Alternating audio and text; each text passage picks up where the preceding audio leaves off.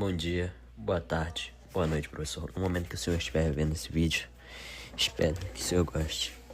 Primeira célula, a gente começa com a célula inicial, em que eu importo as bibliotecas que eu quero usar, como NumPy, Pandas, Seaborn e o MATLAB.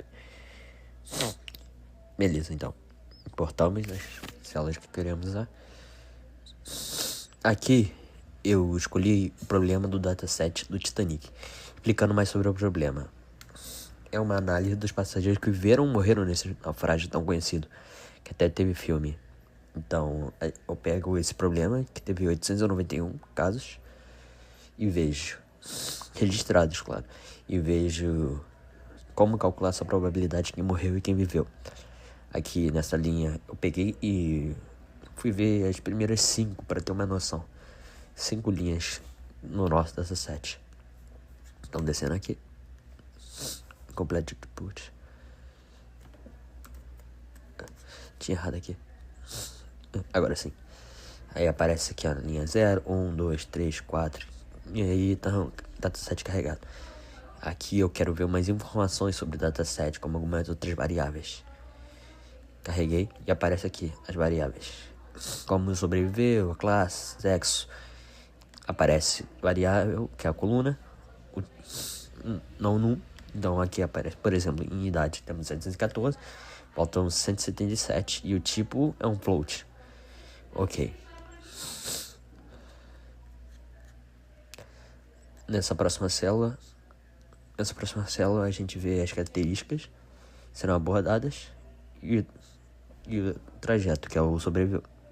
Ok. Aqui embaixo nós dividimos entre x e y, sendo x as características e y as características de trajeto. Isto é, as que a gente está querendo prever. Beleza? Aqui. Então, aqui a gente divide entre características numéricas, como idade, CIBS, parte, fé, características categóricas. Como a gente quer uma base de dados sempre normalizada, então as características numéricas a gente normaliza elas para uma base comum, e as categorias a gente também arruma uma forma de mudar. Em um pré-processamento de colunas, a gente vai transformando em de numérico, característica numérica de CAT, de características categóricas. Ok, então. E aqui a gente divide nossos conjuntos entre treino, validação e teste. Conforme nosso problema foi abordado, é que 70, 15, 15, temos 70% do treino, 15% para validação e 15% para teste. Como nossa base de dados tem 891, então 70% significa 623.7, 15% 134.7 e 15% para teste, 134.7 também, rodando aqui. Ok. Agora a gente ajusta a nossa feed para o treino processado, validação processada e teste processado. E aqui, então agora a gente tem mais 12 colunas em si. E aqui que rola o Keras. Aqui nessa célula a gente constrói uma rede neural com 2 camadas. Uma com 32 neurônios e outra com 16 neurônios. E a camada final a gente usa sigmoid para prever a probabilidade da pessoa sobreviver. A gente compila o modelo com o time da atuada e a função de perda Binary Cross Temporal, que é adequada para o problema de 2 classes, classe 0 e classe 1, quem não sobreviveu e quem sobreviveu. Beleza. Aqui a gente está dizendo que vamos ter 200 épocas, que é o nosso histórico. Isso é, nosso sistema vai rodar 200 vezes.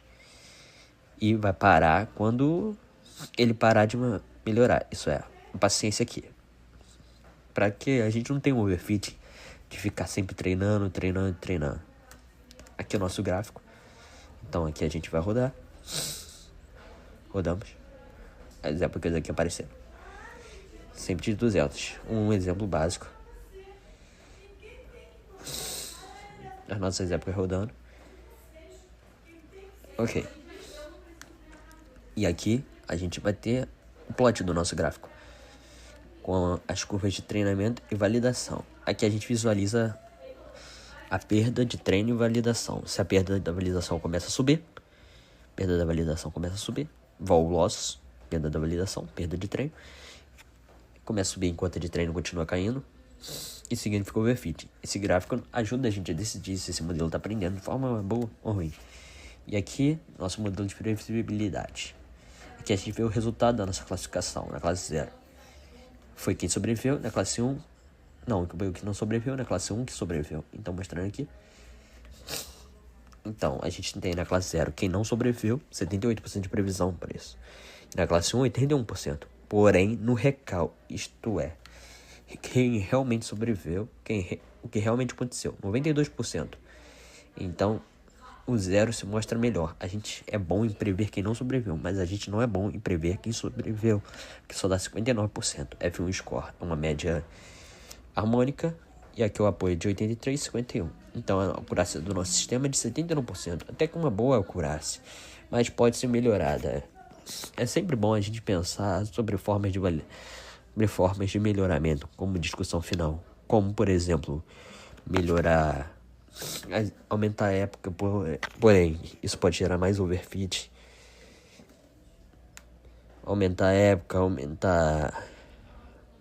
Talvez mudar alguma coisa sobre o nosso conjunto de treino, aumentar, e assim ir vendo nossas classes mesmo, analisar classes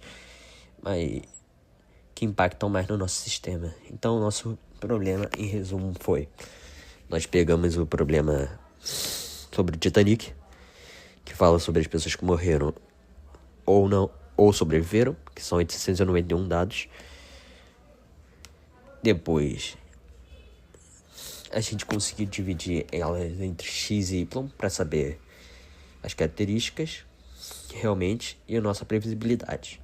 Conseguimos normalizar e dividimos em 3 conjuntos, que é treino, validação e teste. Pré-processamos, criamos nosso modelo de Keras sequencial com 32, 16 neurônios. Fizemos definição das nossas épocas, isto é, rodando nosso modelo 200 vezes com um valor de paciência. E se esse valor é atingido, a gente diz que é verdade e restaura os pesos. Depois a gente plota o nosso gráfico para ver como realmente aconteceu. No final a gente calcula a acurácia do nosso teste e mostra o relatório que diz que nosso teste tem 79% de acurácia e ele prevê bem quem não sobreviveu, mas não prevê bem quem sobreviveu. Então, muito obrigado, professor.